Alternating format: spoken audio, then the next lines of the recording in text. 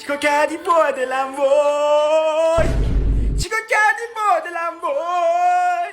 گمشو برو اول سرم. با دلم وای؟ حیوان نمیبینی خوابم؟ ببخشید داش اگه زمین گرده چرا فرشا صافن؟ خب فرش رو زمینن دیگه، کوچیک‌تر از اونن که خم بشن. پس اگه یه فرش خیلی بزرگتر درست کنیم بندازیم زمین صاف میشه؟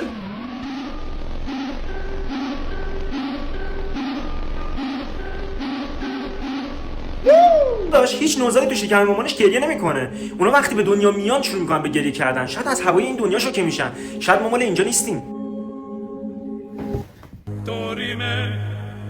داداش چرا همه میگن زمان مشکلات رو حل میکنه ولی هیچ کس نمیگه مشکلاتن که زمان ها رو دارن خراب میکنن؟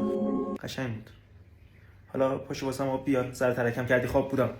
داداش به نظر من زندگی واقعی نیست، یه خوابه. چطور اون وقت انیشتین؟ تو یادت میاد از کجا اومدی؟ نه. ولی همیشه لحظات تو این دنیا یادت میمونه. خب آره. خب این خیلی شبیه خوابه. کجاش؟ اینجاش که هیچ وقت یادت نمیاد کی خوابت برده ولی یادت میمونه کی بیدار شدی.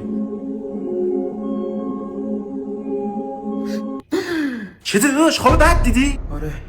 داداش وقتی که داری خواب میبینی نمیدونی که خوابی، شاید الان داری خواب میبینی.